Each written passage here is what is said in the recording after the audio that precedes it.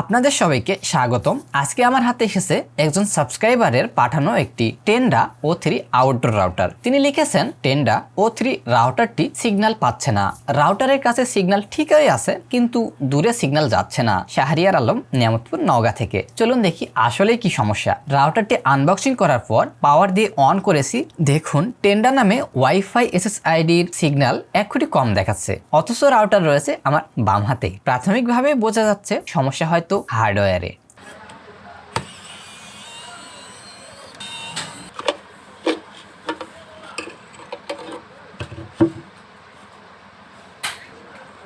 এই হচ্ছে রাউটারের বোর্ড, সামনে দুইটা অ্যান্টেনা, ডিরেকশনাল অ্যান্টেনা।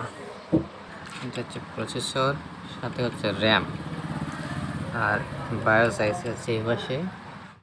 রাউটারটি খোলার পর প্রথমে পাওয়ার সাপ্লাইয়ের ভোল্টেজগুলো মেপে দেখলাম। এখানে 3.3, 5 ভোল্ট, 1.1 ভোল্ট, এগুলো সব ভোল্টেজই একদমই ঠিক আছে এবং রাউটারটি চালুও হচ্ছে, কিন্তু ওয়াইফাই সিগন্যাল দুর্বল। এই অবস্থায় সাধারণত সমস্যা RF অংশে হতে পারে।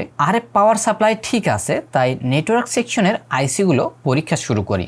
নেটওয়ার্ক সেকশনের আইসিগুলো অতিরিক্ত হিট করছে কিনা তা দেখলাম। কোনো আসলে সমস্যা নেই, সব ভোল্টেজ ব্লকিং ঠিক আছে। তারপরও স্টেপ বাই স্টেপ সব ক্যাপাসিটর, রেজিস্টর মেপে দেখলাম, আসলে কোনো শর্ট বা সমস্যা কিন্তু পেলাম না। তাই 2.4 গিগাহার্টজের জন্য ব্যবহৃত এই PA বা ওয়াইফাই আইসিটা রিহট করে দেখতে চাই যে এতে করে সলিউশন হয় কিনা।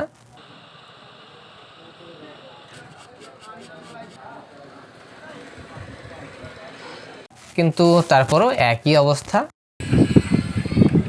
তবে স্টেপ বাই স্টেপ পরীক্ষা করতে করতে শেষমেশ সন্দেহ মনে হলো নেটওয়ার্ক সেকশনের এই QFN আইসিতে। এই আইসি লাইন হয়েই কিন্তু নেটওয়ার্ক ডিস্ট্রিবিউশন হয়েছে নেটওয়ার্ক অ্যান্টেনা টিপে। যদি কোনো কারণে এই আইসি প্রবলেম থাকে তাহলে কিন্তু এই সমস্যা হওয়ার কথা, তাই সন্দেহ আমার এখানেই। প্রথমত আইসিটা রিহট করে চেক করলাম যে সমস্যা পরিবর্তন হয় কিনা, কিন্তু দেখলাম তাতে কোনোরূপ পরিবর্তন হয়নি। তাই আইসিটা খুলে ফেললাম।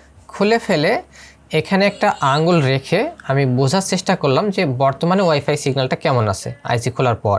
কিন্তু দেখতে পেলাম আগেও যেমন সিগন্যাল ছিল এখনও ঠিক তেমনটাই আছে। তার মানে হয়তো বা এই QFN আইসি সিগন্যাল বুস্ট করতেছে না, তাই আইসি খোলার পরেও সিগন্যালের মান কিন্তু একই আছে। হতে পারে তাহলে এই আইসিটা খারাপ। কিন্তু সমস্যা হলো সেম মানের নতুন এই আইসি আসলে কোথায় পাবো? চিন্তা ভাবনার পর দেখলাম অন্য একটি রাউটারে প্রায় একই ধরনের একটি QFN আইসি আছে। আইসি নম্বর কিছুটা ভিন্ন, তবে পিন সংখ্যা ও কনফিগারেশন একদম একই।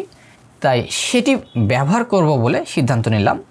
তাই সেখান থেকে আইসিটি উঠিয়ে বোর্ডে সোল্ডার করে লাগিয়ে দিলাম। বোর্ড ঠান্ডা হওয়ার পর রাউটার এবার চালু করলাম। অবাক হওয়ার মতো ঘটনা, এবার দেখুন ওয়াইফাই সিগন্যাল একদমই ফুল, কিন্তু এখনও অ্যান্টেনা টার্মিনালে অ্যান্টেনা লাগানোই নেই। তারপরও দেখুন ওয়াইফাই সিগন্যাল ফুল। এই যে দেখেন এখন কোনো কিন্তু এখানে আপনার অ্যান্টেনায় লাগানো নাই, তারপরেও এই যে দেখেন টেন্ডা একদম ফুল নেটওয়ার্ক। আর প্রথমে আমি দেখেছি যেখানে 1-2 কোটি দেখাচ্ছিল, মানে নেটওয়ার্ক তো আসতেই ছিল না।